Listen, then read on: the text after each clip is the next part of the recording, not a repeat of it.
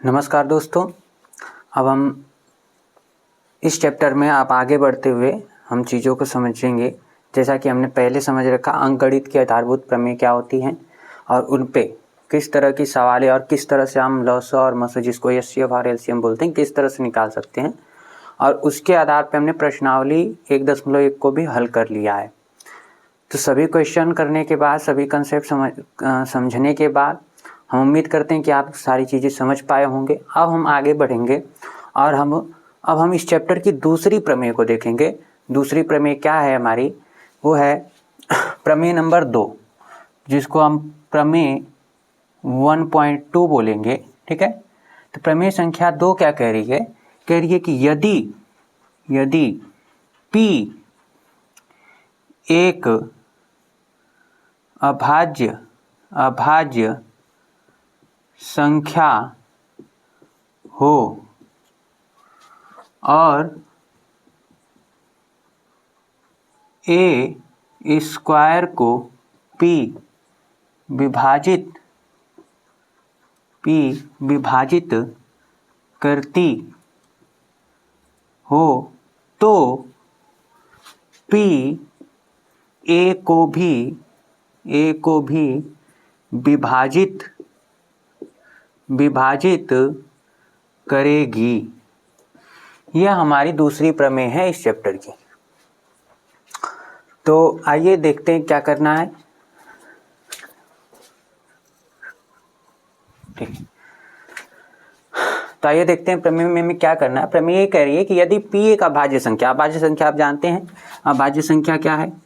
तो अभाज्य संख्या नहीं जानते हैं तो चीज़ों को आप पहले लेक्चर में हमने बताया, उसको आप देख करके समझिए कि क्या है भाज्य, अभाज्य, सभाज्य, क्या है ये संख्याएं, वो आप समझ सकते हो वहाँ पर जाके। अभी इसमें हम इसकी बात नहीं करेंगे, फिर भी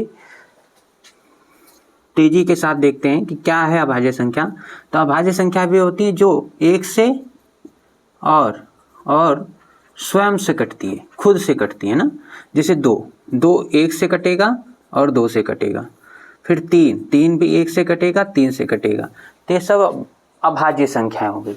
तो यही कह रहा हमसे कि यदि जो है कि P जो है एक अभाज्य संख्या है और a स्क्वायर को P विभाजित करती है, तो जो है P एक अभाज्य संख्या है, ये एक अभाज्य संख्या है, यह a स्क्वायर को विभाजित कर रही है। तो a स्क्वायर जब P से हम a स्क्वायर में भाग दे रहे हैं, a स्क्वायर को P से भाग दे रहे हैं तो कट जा रहा है, विभाजित हो जा रहा है। तो जब हम a को भी P से भाग देंगे, यही कह रहा है कि अगर a स्क्वायर को P से भाग दिया जाए और P a स्क्वायर को विभाजित कर देती है, जो P अभाज्य संख्या है a स्क्वायर को विभाजित कर देती है, तो ये P जो है ये a को भी विभाजित कर देगी। अगर P a जो अभाज्य संख्या है a स्क्वायर को विभाजित कर दे रही है, मतलब पूरा काट दे रही है, तो यह P a को भी पूरा डिवाइड कर देगी या विभाजित कर देगी। अब इसे हमें प्रूफ करना है। तो आइए देखते हैं कैसे। इसमें थोड़ा सा एक लाइन ऐड करेंगे हम, जहां जो a है एक धनात्मक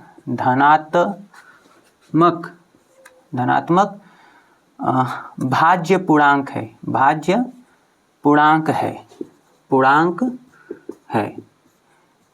तो यह जो है प्रमेय की पूरी स्टेटमेंट है। तो अब हम क्या करते हैं, हम प्रूफ देखते हैं इसका। ठीक है, कि प्रूफ क्या होगी, उत्पत्ति क्या होगी। तो हम लिख लेंगे कि माना a एक धनात्मक भाज्य पूर्णांक है। a जो है एक धनात्मक भाज्य पूर्णांक है। भाज्य संख्या है, अब भाज्य पूर्णांक तो आप जानते हैं। पूर्णांक क्या है, 1 2 3 4, 0 -1 -2 -3, ये सब पूर्णांक होते हैं। लेकिन हमें धनात्मक भाज्य पूर्णांक की बात करनी है। तो मतलब जो संख्या हम लेंगे a, वो धनात्मक होना चाहिए और पूर्णांक होना चाहिए और साथ में भाज्य भी होना चाहिए। भाज्य संख्याएं क्या होती हैं, तो वे संख्याएं जिनके अधिक गुणनखंड, 2 से अधिक गुणनखंड हो। जैसे 4 1 से कटेगा, 4 2 से भी कटेगा, 4 4 से भी कटेगा, तो 2 से अधिक गुणनखंड हो गए, इसका मतलब 4 भाज्य है। 12 की बात कर लें, 1 से कटेगा, 2 से कटेगा, ठीक है, फिर 3 से भी कटेगा, 4 से भी कटेगा, 6 से भी कटेगा और 12 से भी कटेगा। तो 12 के जो है कि 2 से अधिक फैक्टर है या गुणनखंड है, तो 12 विभाज्य होगी। तो हमें ऐसी संख्या a जो है हमारा, यह एक धनात्मक भाज्य पूर्णांक है। अब हम अंकगणित की प्रमेय जानते हैं। अंकगणित की प्रमेय हमें क्या कहती है? अंकगणित की आधारभूत प्रमेय कि अगर हमने कोई भाज्य संख्या ली है ना, कोई भी अगर भाज्य संख्या है तो इस भाज्य संख्या को हम अभाज्य संख्याओं के गुणनफल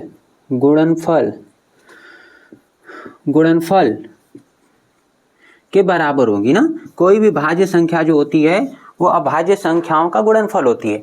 जैसे मान लीजिए कि 30 है आपके पास, 30 एक भाज्य संख्या है, तो ये 2 से कटेगी 15 बार में, फिर 3 से कटेगी 5 बार में, 5 से कटेगी 1 बार में। तो 30 जो है ये भाज्य संख्या है, ये एक भाज्य संख्या है। और ये जो लिखे गए हैं जिनसे हमने डिवाइड किया है, ये गुणनखंड, ये 2, 3, 5, ये सब अभाज्य हैं। ये क्या है? अभाज्य हैं, अभाज्य संख्याएं हैं। तो हम देख पा रहे हैं कि 30 बराबर, ये जो भाज्य संख्या 30 है, इसको हम अभाज्य संख्याओं के गुणा के रूप में लिख सकते हैं। कैसे? 2 गुणे 3 गुणे 5 ऐसे लिख सकते हैं, ये तो लिख सकते हैं। 30 एक भाज्य संख्या, तो अंकगणित की प्रमेय क्या कहती है? पहली प्रमेय हमें यही कहती है कि भाज्य संख्याओं को हम अभाज्य संख्याओं के गुणा के रूप में लिख सकते हैं। तो ऐसे ही मैंने मान लिया कि a एक धनात्मक भाज्य पूर्णांक है। जैसे यहाँ 30 है, तो 30 एक भाज्य पूर्णांक है, तो इस 30 के अभाज्य गुणनखंड आ रहे हैं ना। क्या क्या आ रहा है? 30 के अभाज्य गुणनखंड 2 आ रहा है, 3 आ रहा है, 5 आ रहा है। तो ऐसे अगर मैंने a एक धनात्मक भाज्य पूर्णांक मान लिया, a जो है यह a लिखा है, यह एक धनात्मक, a जो है एक भाज्य पूर्णांक है, एक भाज्य संख्या है। तो अगर यह एक भाज्य संख्या है तो इसके अभाज्य गुणनखंड होंगे। जैसे 30 के हुए हैं 2, 3 और 5, वैसे ही a के भी होंगे। तो हम लिख लेते हैं पूर्णांक है जिसके अभाज्य गुणनखंड P1 P2 P, तो a के अभाज्य गुणनखंड P1 P2 P3 dash dash, इस तरह से हमने मान लिए कि ये सब अभाज्य गुणनखंड हैं ना, हैं। ये हमने मान लिया कि a भाज्य संख्या है और उसके अभाज्य गुणनखंड P1 P2 P3 है। तो अगर a के अभाज्य गुणनखंड P1 P2 P3 हैं तो उनको हम इनके गुणन अंकगणित के प्रमेय के आधार पे हम लिख सकते। जैसे 30 है तो 30 को हम 2 गुणे 3 गुणे 5 लिख सकते थे, वैसे ही अब हम नीचे लिखेंगे क्या? अंक गणित की आधारभूत प्रमेय से क्या हम कह सकते हैं कि जो a है यह P1 गुणे P2 गुणे P3 डैश डैश डैश, जो भी है इसमें सब लिख सकते हैं हम। ये समीकरण हमारा 1 हो गया। अब हम क्या करते हैं? अब हमें क्या सिद्ध करना है कि यह जो a है ना, सॉरी, ये जो अभाज्य संख्या p है ये a स्क्वायर को डिवाइड करती है। तो अब मुझे प्रश्न में a स्क्वायर चाहिए प्रूफ करने के लिए। तो हम लिखेंगे क्या? संख्या a के वर्ग या इसे लिख लीजिए, संख्या a स्क्वायर के अभाज्य गुणनखंड। ठीक है, कैसे लिखेंगे? तो a स्क्वायर है तो a स्क्वायर को लिख सकते हैं a इंटू ए। अब ये a के अभाज्य गुणनखंड क्या है? a के अभाज्य गुणनखंड P1 P2 P3 इस तरह से है। तो इस a के जगह a बराबर इतना हम लिख सकते हैं। तो P1 गुणे P2 गुणे P3 डैश डैश से इस a के जगह लिख दिया। अब इस a के जगह भी हम लिखेंगे P1 P2 P3 dash dash dash, इस तरह से हम लिख सकते हैं। तो हमारा a स्क्वायर कितना आ जाएगा? तो P1 गुणे P1 करेंगे, P1 का स्क्वायर हो जाएगा, इंटू फिर P2 का P2 में होगा तो P2 का स्क्वायर हो जाएगा, फिर इंटू P3 का स्क्वायर हो जाएगा, और इसी तरह से अब ये चलता रहेगा। ये समीकरण 2 हो गया हमारा।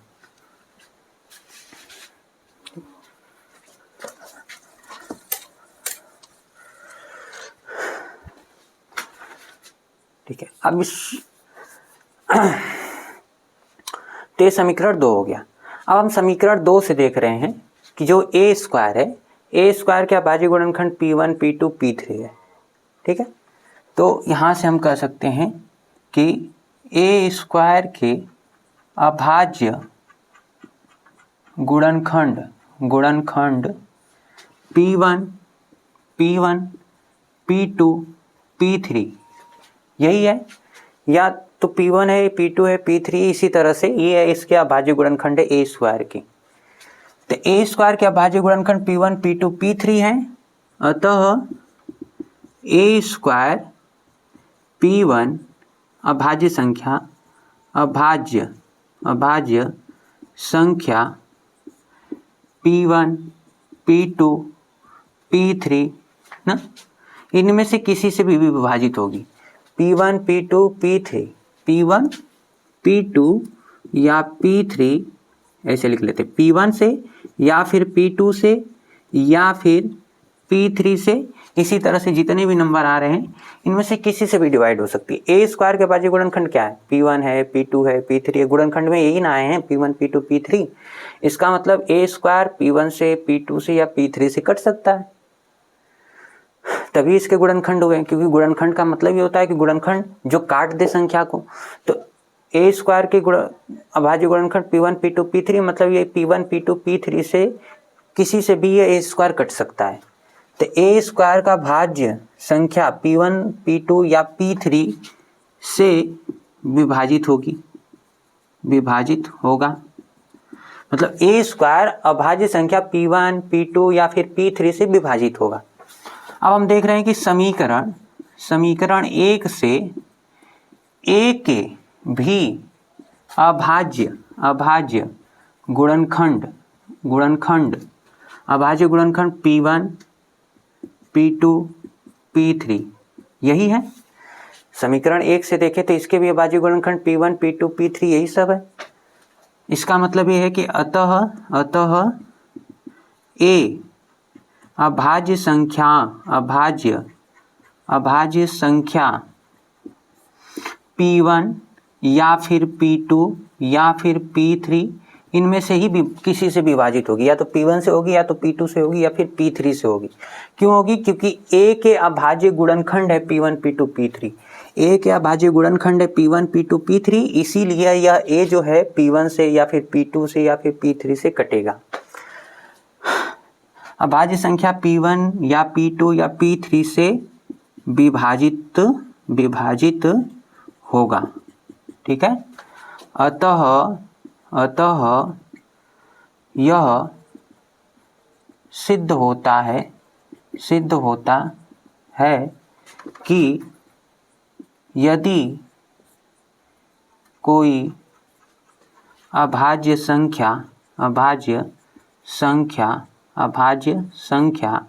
P ए स्क्वायर को विभाजित करती है तो वह ए को भी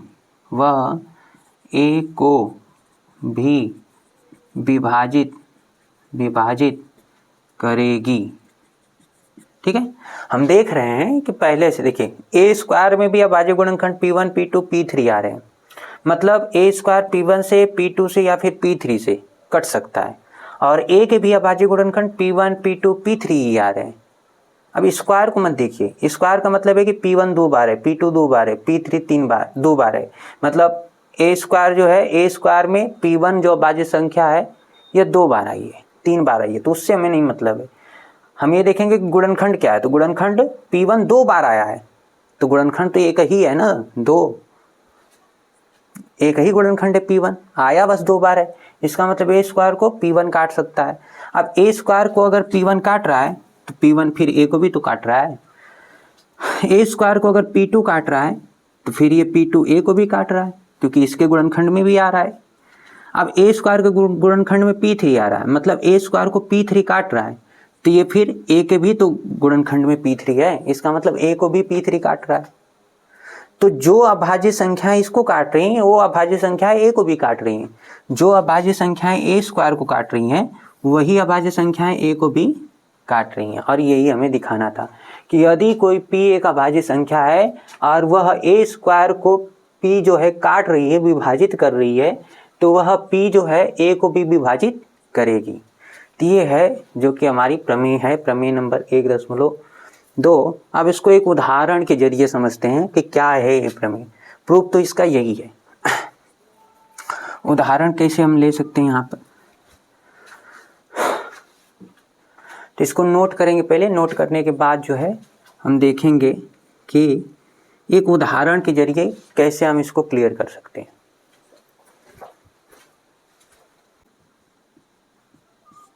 चलिए एक उदाहरण से समझते हैं। मान लीजिए एक ए बराबर हमने 30 ले लिया। ए को अगर हमने 30 ले लिया तो ए के अभाज्य गुणनखंड मतलब 30 के अभाज्य गुणनखंड क्या होंगे, 2 15 बार में, फिर 3 5 बार में, 5 से 1 बार में। ठीक है, तो इसका मतलब ये जो ए बराबर हमने 30 लिया है, इस 30 के अभाज्य गुणनखंड 2 गुणे 3 गुणे 5 होंगे।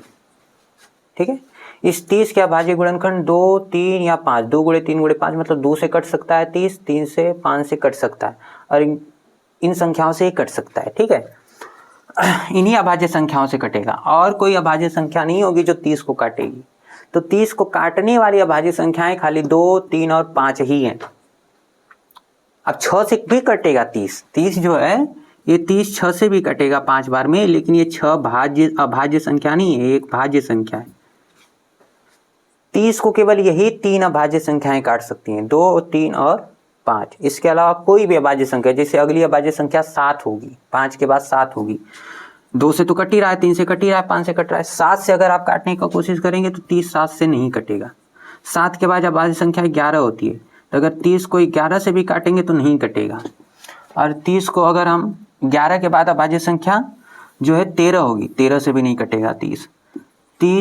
अब 13 के बाद अभाज्य संख्या सीधे 17 होगी, 17 से भी नहीं कटेगा। 19 होगी, 19 से भी नहीं कटेगा। 23 किसी से नहीं कटने वाला है। बस यही 3 अभाज्य संख्याएं, एक 2 है, एक 3 है, एक 5 है, यही इस 30 को काट सकती हैं बस। और जो संख्याएं काटेंगी 30 को वो अभाज्य नहीं भाज्य होंगी। जैसे 30 को 6 काट सकता है, 30 को 10 काट सकता है। तो ये जो 6 हैं 10 हैं ये अभाज्य संख्या नहीं है बल्कि भाज्य है, और हमारी प्रमेय अभाज्य संख्या के लिए। ठीक है, तो a बराबर हमने 30 लिया और 30 के गुणनखंड आ गए 2 3 और 5, मतलब 2 से 3 से 5 से। तो यह a जो है ना, a 2 से 3 से या फिर 5 से कटेगा, यही है इसका मतलब। a या a बराबर जो 30 है यह 2 या 3 या फिर 5 से या फिर 5 से कटेगा।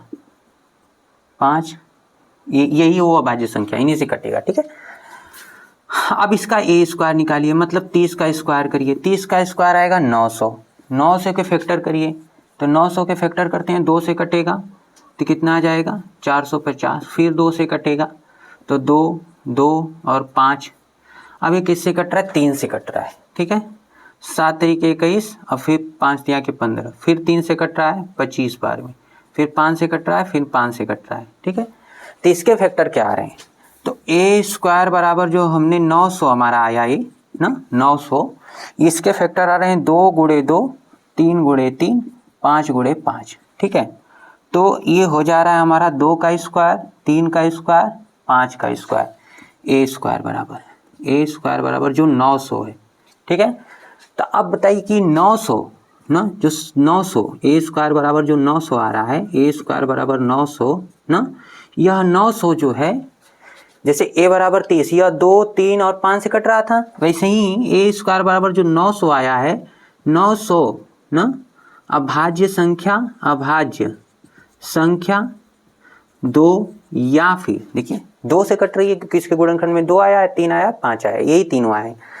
तो अभाज्य संख्या 2 से या फिर 3 से या फिर 5 से कटेगी ना, या कटेगी यही ना होगा, या 5 से कटेगा। ठीक है, सही है। तो ये 2 से 3 से या 5 से कटेंगी। तो हम क्या देख रहे हैं कि अगर मान लीजिए बाई चांस मैंने 2 से डिवाइड किया 900 को, तो ये 2 जो है इसके वर्गमूल मतलब 30 को भी काटेगा।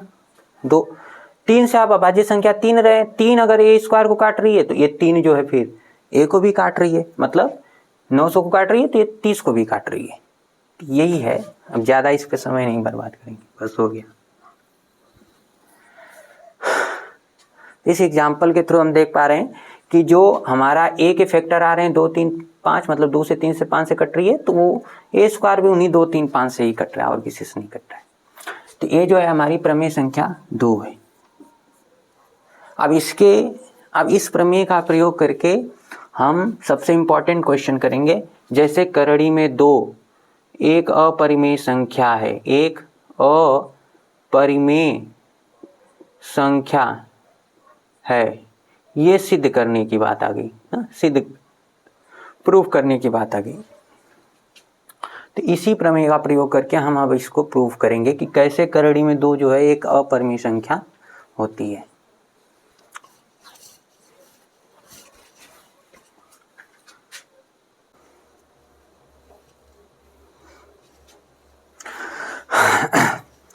तो आइए अब प्रमेय को समझने के बाद अब हम देखते हैं कि किस तरह से इन प्रमेयों का प्रयोग करके हम कुछ चीज़ों को प्रूव कर सकते हैं। जैसे हमें क्वेश्चन दे रखा है कि सिद्ध कीजिए कि करड़ी में 2 एक अपरिमेय संख्या है। हम जानते हैं ये बात कि करड़ी में 2 या कह लीजिए करड़ी में कोई भी प्रमेय संख्या में आपने पढ़ रखा होगा क्लास 9th में कि क्लास 9th में आपने पढ़ रखा होगा कि रूट के अंदर अगर कोई भी प्राइम नंबर लिखा हुआ है, प्राइम नंबर का मतलब हुआ अभाज्य संख्या, कोई भी अभाज्य संख्या लिखी है, अभाज्य संख्या अगर रूट के अंदर लिखी है तो वह एक अपरिमेय संख्या होती है। ठीक है, तो वो भी यहाँ पर हमें क्या दे रखा है, रूट में 2। अब 2 कैसी संख्या है, अभाज्य संख्या है, तो हम जानते हैं कि करड़ी में 2 अपरिमेय होगी। लेकिन अब आज हम जो है प्रमेय जो हमने पढ़ी है कि एक अभाज्य संख्या अगर किसी भाज्य संख्या के वर्ग, मतलब p अगर a स्क्वायर को डिवाइड करता है तो p a को भी डिवाइड करेगा। इसका यूज करते हुए हम इसको आज प्रूव भी करेंगे, किस तरह से इसको प्रूव कर सकते हैं। तो आइए देखते हैं। तो प्रूफ इसका देखते हैं। ये हमारा उदाहरण भी है NCERT का ना, उदाहरण जो भी हो, 5वां 6वां जो भी हो। तो सिद्ध कीजिए कि करड़ी में 2 एक अपरिमेय संख्या। अब इसे सिद्ध करने के लिए हम क्या करेंगे, देखिए इसको प्रूव करने के लिए हम करेंगे क्या कि हम पहली बात जो हमको दिया है, हमको कह रहा है कि करड़ी में 2 एक अपरिमेय संख्या ये सिद्ध करना है। अब जो संख्याएं होती हैं, जो वास्तविक संख्याएं होती हैं,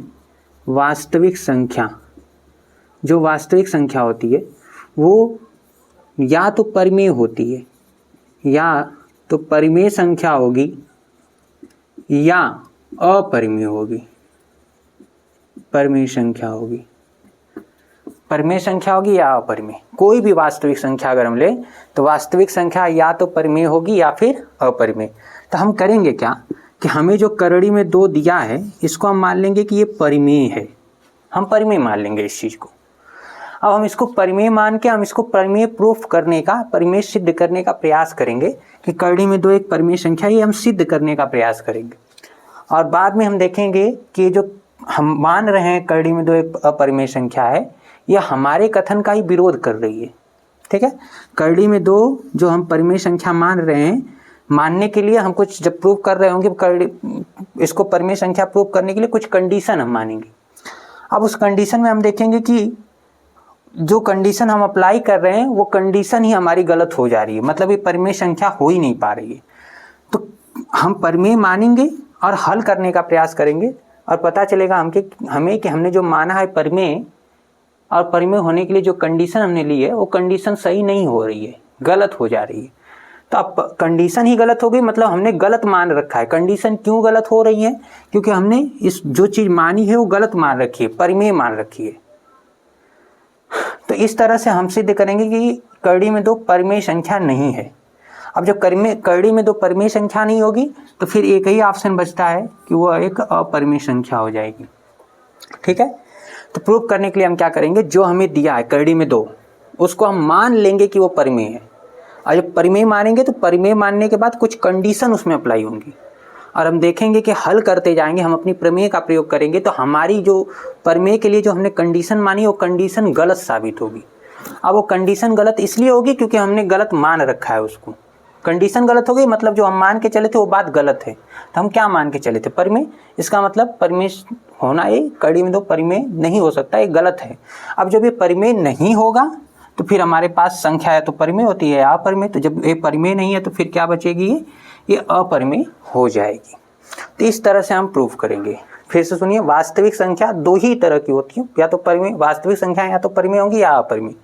हम इसको प्रूफ करने के लिए मान लेंगे विरोधाभास की परिमेय लगाएंगे। विरोधाभास की प्रमेय का तभी यूज होता है जब कोई घटना के लिए केवल दो शर्त है ना। जैसे एक सिक्का है, एक सिक्के को हमने फेंका और फेंकने के बाद हमने देखा, हमने किसी ने कहा कि नहीं ये जो है कि हेड आ गया, हाँ हेड उसने बोला, लेकिन जब चेक किया गया तो पता चला हेड नहीं आया। सामने वाले कहा कि नहीं हेड नहीं आया, तो इसका मतलब क्लियर हो गया कि हेड नहीं आया, मतलब वो टेल रहा होगा।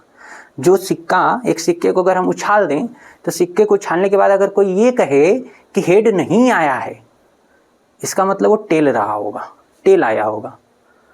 और अगर कोई ये कह दे कि नहीं टेल नहीं आया है, इसका मतलब वो हेड रहा होगा। तो उसी तरह वास्तविक संख्याएं भी दो ही तरह की हो सकती हैं, या तो परिमेय होगी या अपरिमेय। अगर हम ये साबित कर दें कि वो परिमेय नहीं है तो इसका मतलब वो अपरिमेय है, अगर परिमेय नहीं है तो इसका मतलब वो अपरिमेय। तो अब हम इसको करेंगे, देखते हैं कैसे कर सकते हैं। मैंने जैसा कहा था कि हम मान लेंगे इसको अपरिमेय सिद्ध करना, तो हम इसे उल्टा मान लेंगे। तो लिखेंगे माना करड़ी में 2 एक परिमेय संख्या है जिसे सरलतम रूप में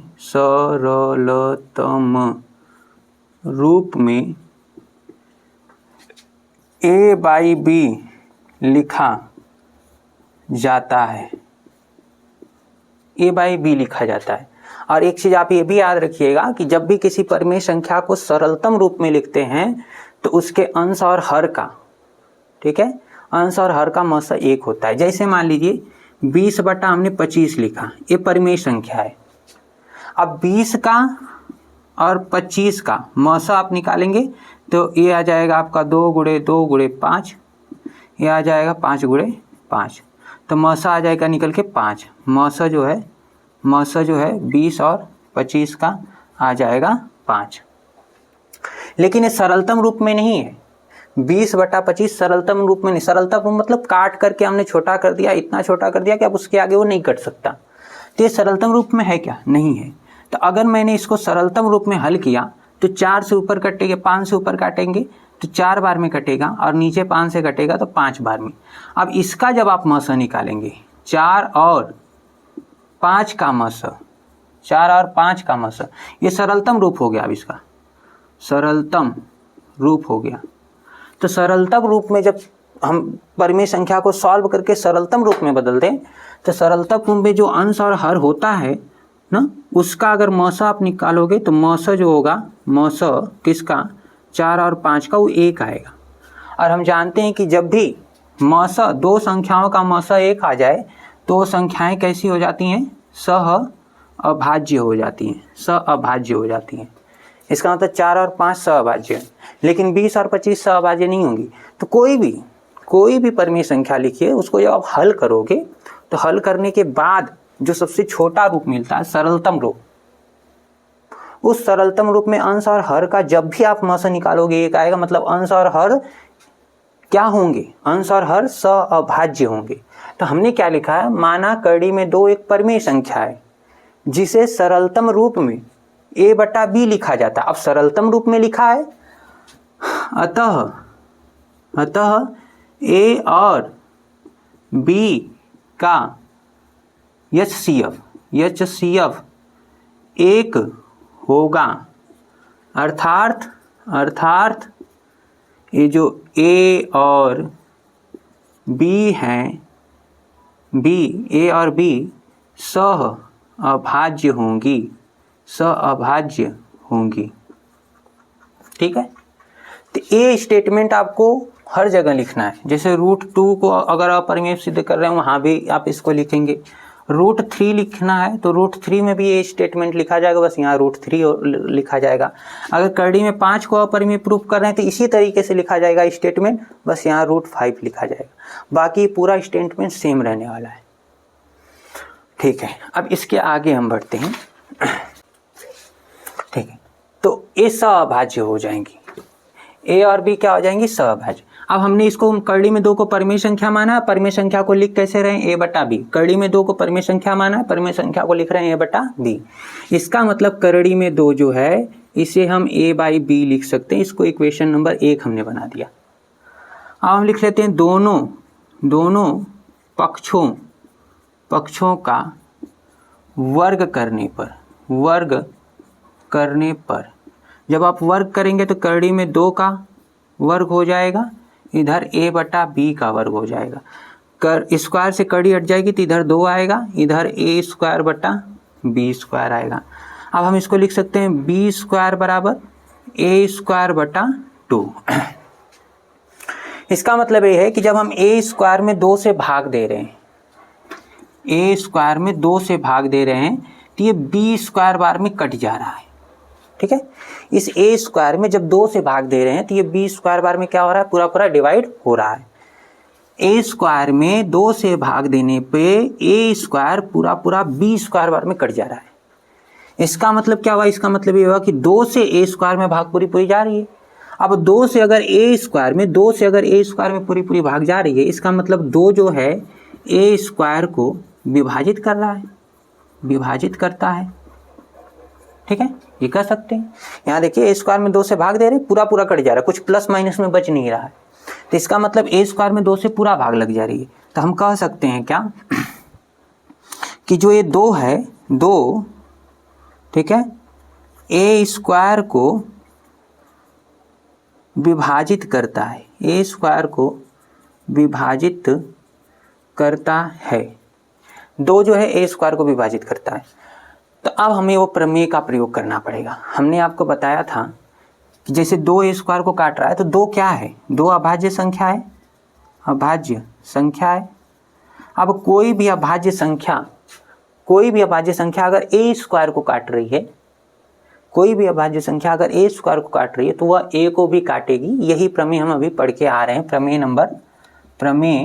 1.2 में। तो हम कह सकते हैं प्रमेय 1.2 से क्या, 2 जो है वो a को भी विभाजित करेगा, ठीक है। क्यों करेगा, तो प्रमेय हमने प्रूफ कर रखा है, प्रमेय 1.2 से, प्रमेय 1.2 से।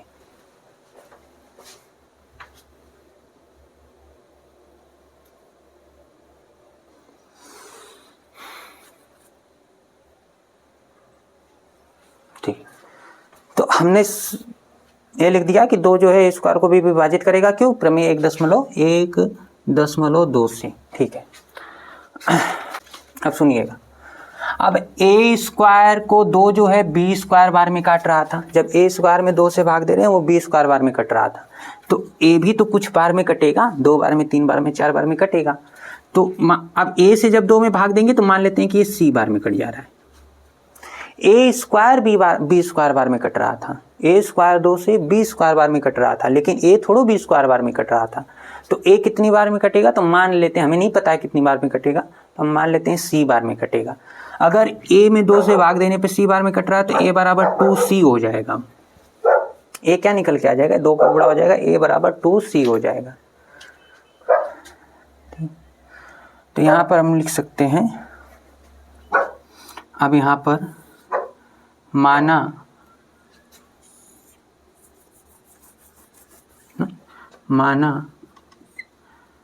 2 a को c बार में विभाजित, ना 2 a को c बार में विभाजित करता है। इसका मतलब हम कह सकते हैं कि a बराबर 2c होगा। तो a बराबर 2c होगा, तो इसको समीकरण 2 मान लेते हैं। तो समीकरण 2 से क्या हम लिख सकते हैं, ये जो लिखा हुआ है b स्क्वायर बराबर a स्क्वायर बटा 2। अब इसमें हम a की जगह वैल्यू रख देते हैं, a की जगह वैल्यू रख देंगे कितना, 2c, तो 2c का स्क्वायर हो जाएगा बटा 2। तो b स्क्वायर बराबर हो जाएगा 4c स्क्वायर बटा 2, काटेंगे 2 से कटेगा, तो b स्क्वायर बराबर आ जाएगा 2c स्क्वायर। या कह सकते हैं सी स्क्वायर बराबर हो जाएगा बी स्क्वायर बटा 2। सी स्क्वायर बराबर 2 को इधर भेजेंगे बी स्क्वायर बटा 2 हो जाएगा। ठीक है, अब यहाँ से हम क्या समझ पा रहे हैं, तो यहाँ से हमें ये समझ में आ रहा है कि जो सी स्क्वायर है, सॉरी बी स्क्वायर जो है 2 से कट रहा है।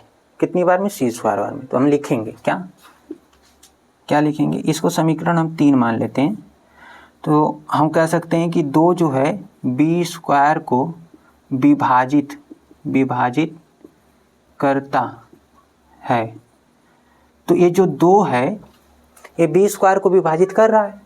2 अगर बी स्क्वायर को काट रहा है तो 2 बी को भी काटेगा। तो हम कह सकते हैं 2 बी को भी विभाजित करेगा। क्यों करेगा? तो प्रमेय, हमने प्रमेय में पढ़ रखी, प्रमेय 1.2 से, प्रमेय 1.2 से। तो अब हमें क्या समझ में आ रहा है, हम देख रहे हैं कि ये 2 जो है यह ए को भी काट रहा है। ठीक है, यहाँ से यह 2 जो है यह ए को भी काट रहा है और ये 2 जो है ये बी को भी काट रहा है। ठीक है, तो हम कह सकते हैं क्या, समीकरण 2, समीकरण 2 से निकला नहीं, ये बात समीकरण 2 से आई है और ये वाली बात जो है समीकरण 3 से आई है। तो हम कह सकते हैं समीकरण 2 व समीकरण 3 से स्पष्ट है कि ए और बी के उभयनिष्ठ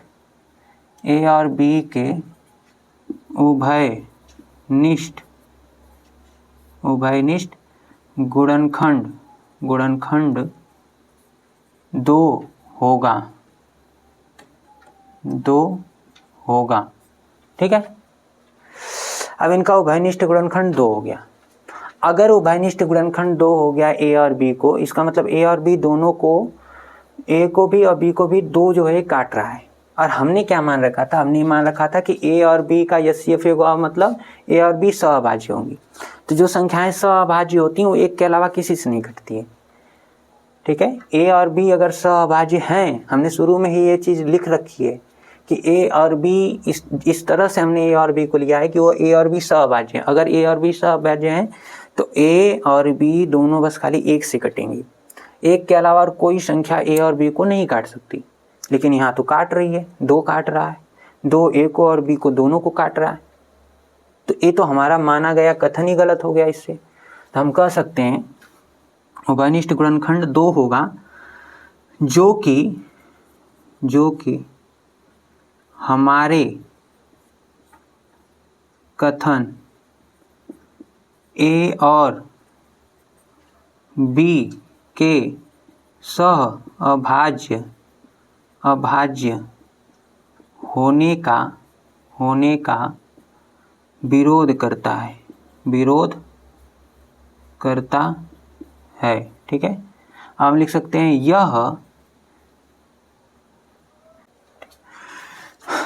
यह विरोधाभास हमारे द्वारा गलत कथन के कारण उत्पन्न हुआ है। अतः करड़ी में 2 एक परिमेय संख्या नहीं बल्कि अपरिमेय संख्या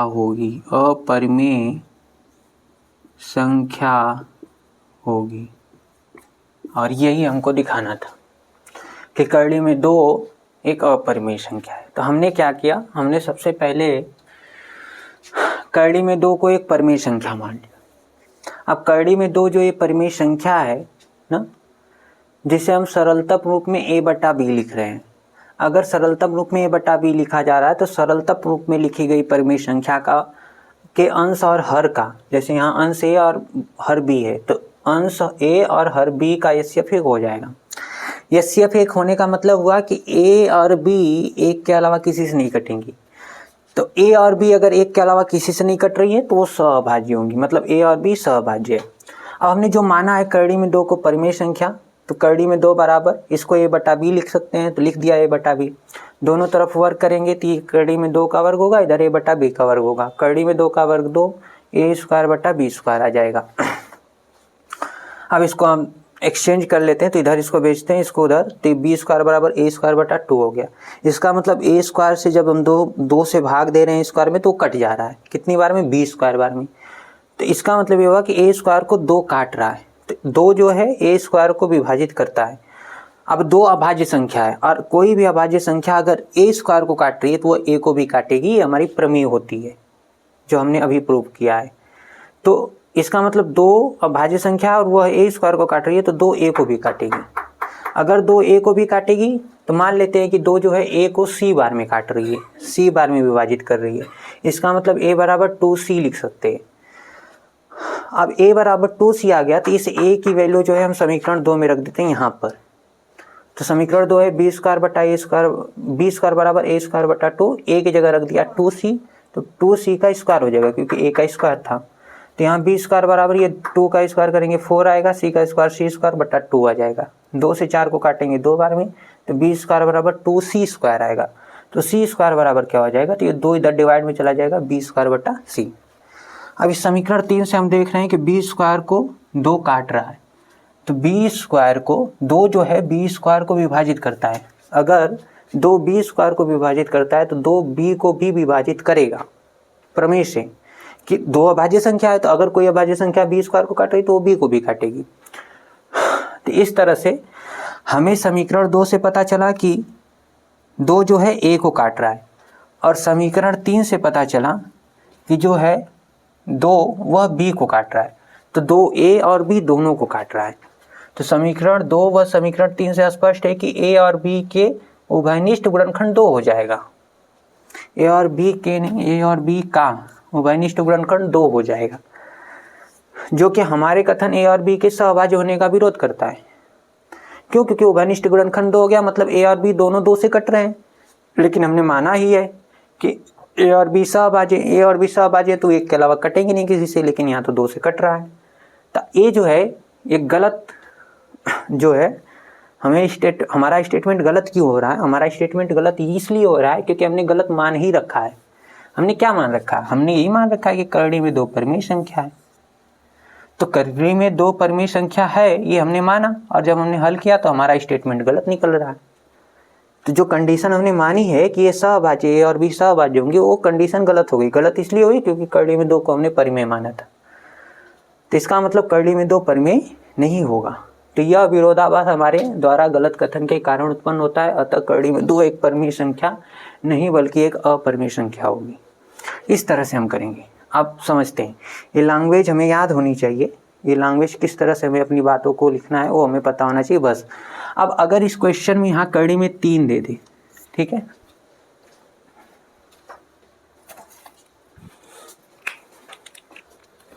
ठीक है, अगर इस क्वेश्चन में हमें यहाँ करड़ी में 3 दे दे तो हमें कुछ नहीं करना है, स्टेटमेंट पूरा वही रहेगा। जहाँ जहाँ √2 लिखा हुआ है वहाँ वहाँ बस √3 हम लिखेंगे। तो हम कह सकते हैं कि अगर हमें सिद्ध करना पड़ गया कि सिद्ध कीजिए कि करड़ी में 3 एक अपरिमेय संख्या, तो हम क्या लिखेंगे? माना करड़ी में 3 एक अपरिमेय संख्या है, जहाँ करड़ी में 2 लिखा था आप करड़ी में 3 लिखेंगे। अपरिमेय संख्या है जिसके सरलतम रूप में a बटा b लिखा जाता है, अतः a और b का HCF 1 होगा, अर्थात a और b सहभाज्य होंगी। ये सब हम ऐसे ही लिखेंगे। करड़ी में 3 के लिए भी यही लिखेंगे, करड़ी में 5 हो तब भी वही लिखा है। चलिए अभी 3 की बात करते हैं। करड़ी में 3 के लिए बस जहाँ करड़ी में 2 वहाँ करड़ी में 3 लिख देंगे। तो यहाँ भी अब हम करड़ी में 3 लिख लेंगे। जैसे ही करड़ी में 3 लिखेंगे तो करड़ी में 3 बराबर a बटा b हो जाएगा, करड़ी में 3 बराबर a बटा b हो जाएगा। फिर नीचे आएंगे, वर्ग करेंगे, तो यहाँ करड़ी में 3 का स्क्वायर होगा बराबर a स्क्वायर बटा b स्क्वायर हो जाएगा। ठीक है, हटाइए, इससे क्या लिखते हैं, जहाँ जहाँ करड़ी में 2 वहाँ बस करड़ी में 3 लिखना है। यहाँ भी लिखेंगे तो यहाँ क्या आ जाएगा, यहाँ 2 आया था तो अब 3 आएगा, यहाँ 2 है तो यहाँ अब 3 हो जाएगा, यहाँ 2 लिखा गया था यहाँ 3 लिखा जाएगा, यहाँ 3 लिखा जाएगा। सारी चीज़ें वैसे ही चलने वाली है। यहाँ भी 3 लिखा जाएगा। ये a बराबर जहाँ 2c है अब a बराबर 3c हो जाएगा। अब यहाँ रखेंगे हम 3c, यहाँ रखेंगे 3c, और जब हल करेंगे तो यहाँ 3c आप रखोगे तो 3c का स्क्वायर बटा के 3 हो जाएगा ही, और 3c का स्क्वायर 9c स्क्वायर बटा 3 होगा, काटेंगे तो 3c स्क्वायर आ जाएगा। मतलब जहाँ 2c स्क्वायर आया है वहाँ आप 3c स्क्वायर आएगा। अब ऐसे आगे हल करेंगे तो 2 की जगह आप 3 हो जाएगा, यहाँ भी 3 हो जाएगा, यहाँ भी 3 लिखेंगे, और ये इसका मतलब ये हुआ कि 2 जो है 3 जो है b को काटेगा, और यहाँ भी 3 जो है a को काट रहा है, 3 a को काट रहा है, यहाँ से 3 b को काट रहा है। यहाँ देखें तो 3 a को काट रहा है, और इस यहाँ से हमें पता चल रहा है कि 3 b को काट रहा है। इसका मतलब 3 a और b दोनों को काट रहा है, दोनों को काट रहा है, तो हम कह सकते हैं क्या कि उभयनिष्ठ गुणनखंड जो होगा वो 3 हो जाएगा। कड़ी में जब 3 लेके प्रूफ करेंगे तो कड़ी 3 हो जाएगा उभयनिष्ठ गुणनखंड, और सारी चीज़ें वैसी ही लिखी जाएंगी। क्या लिखेंगे? कड़ी उभयनिष्ठ गुणनखंड 3 होगा, जो कि हमारे कथन ए और बी के सहबाजू होने का विरोध करता है। यह विरोधाभास हमारे गलत कथन के कारण उत्पन्न हुआ है, अर्थात हम कड़ी में 3 को प्रूव कर रहे हैं, तो हम लिख सकते हैं अतः कड़ी में 3 एक परिमेय संख्या नहीं बल्कि अपरिमेय संख्या होगी। अब अगर यही हमें कड़ी में 5 दे देता इसके जगह ना, इसके जगह कड़ी में 5 दे देता, कड़ी में 3 के जगह, तो हर जगह बस हम कड़ी में 5 अब चिपका देते हैं बस। और जहाँ कड़ी में 2 था वहाँ आप कड़ी में 5 रखेंगे, और जहाँ 2 था वहाँ हम 5 लिखेंगे, और सारी चीज़ें ऐसी ही चलेंगी।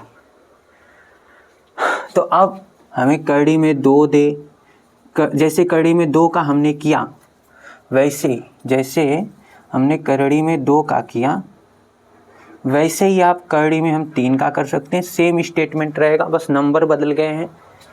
कड़ी में 5 को कर सकते हैं, कड़ी में 7, कड़ी में 11 दे दे, कोई भी प्राइम नंबर दे दे ना, या फिर रूट में 13 दे दे हमको, या रूट में हमको 17 दे दे, कुछ भी दे दे, कोई भी, पूरा स्टेटमेंट यही रहेगा, बस नंबर चेंज होंगे। और इस तरह से हम किसी को भी प्रूफ कर सकते हैं। तो लिख लीजिए होमवर्क में क्या हम लिख लेते हैं कि सिद्ध कीजिए, हम ये लिख दे रहे हैं, सिद्ध कीजिए कि कड़ी में 3 एक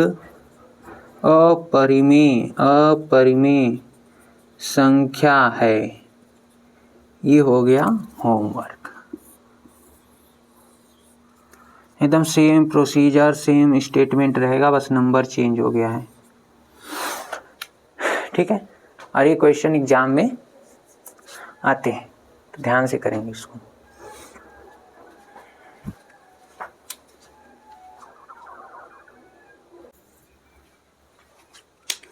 ठीक है, अब हमें क्या दे रखा, अगला उदाहरण क्या है कि सिद्ध कीजिए कि 5 माइनस कड़ी में 3 एक अपरिमेय संख्या। इसको थोड़ा सा प्रूफ करने का तरीका हम अलग रखेंगे, या थोड़ा अलग तरीके से प्रूफ होगा। जो हमने पहले ये चीज़ प्रूफ कर रखी है कि कड़ी में 3 एक अपरिमेय संख्या है, अपरिमेय संख्या है। अब हम इसका यूज करेंगे, ये जो हमने प्रूफ किया है ना, अब इसका हम यूज करके इसको प्रूफ करेंगे।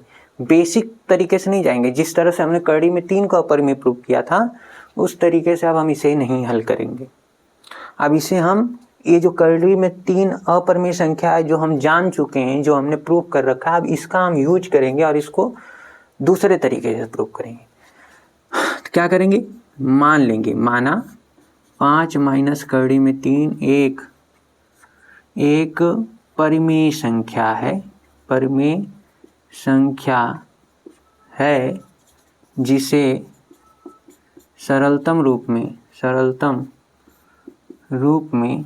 रूप में a बटा b लिखा जाता है। अर्थात जो हमने माना उसके हिसाब से अगर हम चलें तो 5 माइनस कड़ी में 3 बराबर a बटा b हो जाएगा। इस 5 माइनस कड़ी में 3 को a बटा b लिख सकते हैं, क्योंकि इसको हमने परिमेय संख्या मान ली है। अब इसको हम हल करेंगे तो हम कह सकते हैं कि जो कड़ी में 3 होगा वह 5 माइनस a बटा b हो जाएगा। इसको आप पक्षांतर करके ना हल करेंगे तो कड़ी में 3 बराबर 5 माइनस a बटा b आएगा। हम लिखेंगे, अब हम देख रहे हैं कि 5 कैसी संख्या है, 5 परिमेय संख्या है, 5 तो परिमेय संख्या होती है, जितने पूर्णांक होते हैं 5, 2, 10, 20, -5, -30 जो भी है सब परिमेय होती हैं। और a बटा b परिमेय है ही, ये परिमेय है, ये तो हम शुरू से ही कहते आ रहे हैं कि a बटा b जो है एक परिमेय संख्या का रूप है, a बटा b परिमेय संख्या का रूप है। तो ये भी 5 भी परिमेय है, ये भी परिमेय है। और कभी भी हम जब परिमेय संख्या में से परिमेय संख्या को घटाते हैं तो आंसर परिमेय संख्या आती है, परिमेय संख्या आती है। तो अगर ये 5 परिमेय है और उसमें से a बटा b जो घटा रहे हैं ये भी परिमेय है, तो a परिमेय और ये परिमेय दोनों संख्याएं परिमेय है, तो इसका मतलब ये पूरी की पूरी क्या हो जाएगी, परिमेय होगी। घटाने के बाद जो आएगा वो भी क्या होगा, परिमेय होगा। तो हम कह सकते हैं चूंकि ये 5 माइनस a बटा b परिमेय संख्या है, परिमेय संख्या है, इसीलिए करड़ी में 3 भी एक परिमेय संख्या होनी चाहिए। क्यों? क्योंकि ये पूरा परिमेय है, ये पूरा अगर परिमेय है तो परिमेय संख्या के बराबर में लिखा है, तो ये अगर परिमेय है तो ये भी क्या होना चाहिए, परिमेय होना चाहिए। लेकिन ये बात गलत है, हमने प्रूफ किया है कि करड़ी में 3 परिमेय नहीं हो, हमेशा एक परिमेय संख्या के बराबर होगी।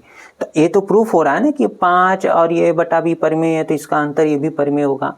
तो ये तो परिमेय है, क्या ये भी परिमेय है? नहीं, ये परिमेय नहीं है। लेकिन अगर ये परिमेय है तो इसका परिमेय होना जरूरी था, क्योंकि परिमेय संख्या बराबर परिमेय संख्या होती है। लेकिन हम जानते हैं कि ये परिमेय नहीं होता है, तो हम लिखेंगे करड़ी में 3 भी एक परिमेय संख्या होनी चाहिए, परंतु हम जानते हैं करड़ी में 3 एक अपरिमेय संख्या है। ठीक है, तो यहाँ विरोधाभास उत्पन्न हो रहा है। कैसे उत्पन्न हो रहा है, एक तरफ परिमेय संख्या लिखिए, एक तरफ अपरिमेय। तो अपरिमेय संख्या कभी परिमेय संख्या के बराबर होती ही नहीं। तो ये गलती क्यों आ रही है? ये गलती इसलिए आ रही है क्योंकि हमने इसको, ये गलत स्टेटमेंट क्यों आ रहा है, तो गलत स्टेटमेंट इसलिए आ रहा है क्योंकि हमने 5 माइनस करड़ी में 3 को परिमेय संख्या मान लिया था ना, हमने 5 माइनस करड़ी में 3 को परिमेय संख्या मान लिया था, इसीलिए ये बात गलत हो रही है। ये गलत स्टेटमेंट यहाँ पर आ रहा है कि परिमेय संख्या अपरिमेय के बराबर हो जा रही है। कभी भी परिमेय संख्या अपरिमेय संख्या के बराबर नहीं हो सकती, यहाँ पर हो रही है। क्यों हो रही है? क्योंकि हमने गलत मान लिया, तो हमारा कथन गलत है। ठीक है, एक परिमेय संख्या है ना, अब लिखेंगे इसका मतलब हमारा कथन जो है वो गलत है ना, तो हम लिखेंगे यह विरोधाभास, विरोध हो रहा है ना एक दूसरे का, ये परिमेय है तो ये भी परिमेय होनी चाहिए थे, लेकिन अपरिमेय है, तो एक तरफ अपरिमेय एक तरफ परिमेय, तो ये विरोध क्यों उत्पन्न हो रहा है? यह विरोधाभास हमारे द्वारा गलत कथन के कारण उत्पन्न हो रहा है, हो रहा है। और हमने कथन क्या मान रखा है? हमने ये मान रखा कि 5 माइनस करड़ी में एक परिमेय संख्या है, तो हम लिख सकते हैं अतः 5 माइनस करड़ी में 3 एक अपरिमेय संख्या होगी, एक अपरिमेय संख्या होगी। ठीक है, इस टॉपिक का लास्ट उदाहरण है। क्या कह रहा है कि सिद्ध कीजिए कि 7 करड़ी में 3 एक अपरिमेय संख्या होगी, हम सिद्ध करना है। तो जैसे अभी हमने पिछला क्वेश्चन किया था एकदम उसी तरह करना, बस यहाँ पर मल्टीप्लाई में, उसमें डिफरेंस में था, इस तरह से था, 5 माइनस करड़ी में 3 था, डिफरेंस था यहाँ पर। अब यहाँ पर जो है ये क्या है, ये मल्टीप्लाई में है। तो कैसे हल करेंगे हम इसको? तो लिखेंगे माना, लिख लेंगे यहाँ पर हम कि माना क्या 7 करड़ी में 3 एक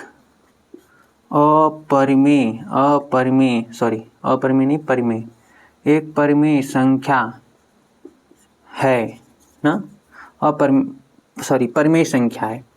परिमेय संख्या है तो 7 करड़ी में 3 को हम a बटा b लिख सकते हैं। तो लिख लेते हैं, जिसे सरलतम रूप में a/b लिखा जाता है। तो हम लिख लेंगे 7 करड़ी में 3 बराबर a/b। तो करड़ी में 3 बराबर क्या हो जाएगा, a/7b। अब हम जानते हैं क्या कि a/b परमेय था, इसमें 1/7 से गुणा कर दिया, तो 1/7 से गुणा कर दिया गया। 1/7 से गुणा करेंगे तो 1/7 भी हो जाएगा ना।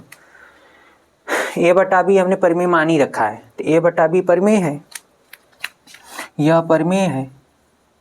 परमेय है। और हमने क्या किया है, इस a/b में अगर हम 1/7 से गुणा कर दें, जो 1/7 है ये भी तो परमेय है। तो एक परमेय संख्या में एक परमेय संख्या का गुणा करेंगे तो जो आएगा वो भी क्या होगा, परमेय होगा। ठीक है, इसका मतलब ये है कि a/7b जो है यह एक परमेय संख्या है, तो इसको भी क्या होना पड़ेगा, परमेय होना चाहिए था। लेकिन ये परमेय नहीं बल्कि क्या होती है, अपरमेय होती है। हमने प्रूफ किया है। ये जो हमने ब्लू पेन से लिखा है, मार्कर से लिखा है, बस समझने के लिए लिखा है। ये हम स्टेटमेंट जो है एग्जाम में ऐसे नहीं लिखेंगे, बस हम ब्लैक वाला जो लिखें वही लिखेंगे।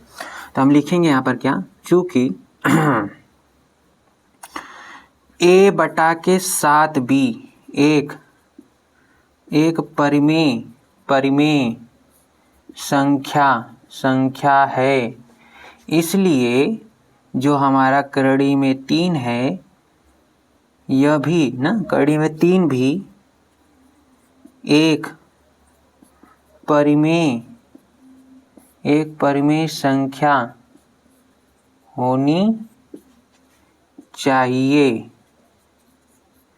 ठीक है, परंतु हम जानते हैं कि करड़ी में 3 एक अपरमेय संख्या है। ठीक है, अपरमेय संख्या है। तो ये हमारे कथन का विरोध हो रहा है यहाँ पर।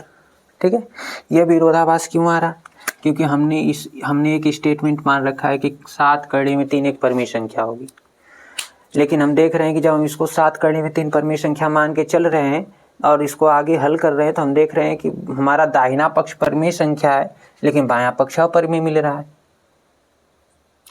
तो हमने जो कथन माना उसके हिसाब से बात सही नहीं हो पा रही है। तो हम क्या कहेंगे, हम लिखेंगे कि यह विरोधाभास हमारे द्वारा गलत कथन के कारण उत्पन्न हो रहा है। अतः जो हमने माना था ना कि ये परमेय होगी, ये परमेय नहीं होगी। 7 करड़ी में 3 एक अपरिमेय संख्या है, एक अपरिमेय संख्या। ठीक है, तो इस तरह से हमने प्रमेय को समझा। प्रमेय समझने के बाद प्रमेय से हमने ये सिद्ध करके देखा कि करड़ी में 2 या करड़ी में 3 या करड़ी में 5 या करड़ी में 7 कोई भी नंबर दिया हो तो किस तरह से हम कह सकते हैं कि ये संख्याएं अपरिमेय है। तो उनको हमने प्रूफ करके देखा कि नहीं, ये करड़ी में 2, करड़ी में 3, करड़ी में 5 ये सारी संख्याएं जो हैं अपरिमेय है। फिर हमने देखा कि अगर एक परिमेय संख्या दी है, जैसे ये 5 है, उसमें से घटा दिया हमने करड़ी में 3 एक अपरिमेय संख्या को, तो परिमेय में से अपरिमेय संख्या घटाने पे जो ये संख्या बन रही है ये भी एक अपरिमेय संख्या है। तो इसको भी हमने प्रूफ करना सीखा कि कैसे अगर परिमेय और अपरिमेय संख्याओं को जोड़ के या घटा के दे दे तो वो भी अपरिमेय आती है। इसको भी कैसे हम प्रूफ कर सकते हैं वो भी हमने देखा। फिर हमने देखा कि 7 है और करड़ी में 3 है, तो एक परिमेय संख्या है 7 और ये अपरिमेय संख्या है, तो 2 परिमेय और अपरिमेय संख्याओं के गुणा से जो संख्या बन रही है वो भी अपरिमेय आ रही है। इसको भी हमने प्रूफ कर लिया। तो इस तरह से जो है हमारा इस चैप्टर के सभी एग्जाम्पल कंप्लीट हो गए। अब हम देखेंगे प्रश्नावली, जो इस चैप्टर की लास्ट प्रश्नावली होगी, प्रश्नावली 1.2। और इसको कंप्लीट करने के बाद ये जब कंप्लीट हो जाएगा तो बोर्ड एग्जाम में जितने भी क्वेश्चन आए होंगे इस चैप्टर से, जिस तरह के या जिस पैटर्न पे आए होंगे, उन पैटर्न और उन सवालों को हल कर लिया जाएगा। तो 2 लेक्चर और लगेंगे, कल एक प्रश्नावली का और उसके बाद मोस्ट इम्पॉर्टेंट क्वेश्चन का। ठीक, मोस्ट इम्पॉर्टेंट क्वेश्चन का। और इस तरह से ये पूरा चैप्टर जो है लॉक हो जाएगा, फिर मतलब ख़त्म हो जाएगा।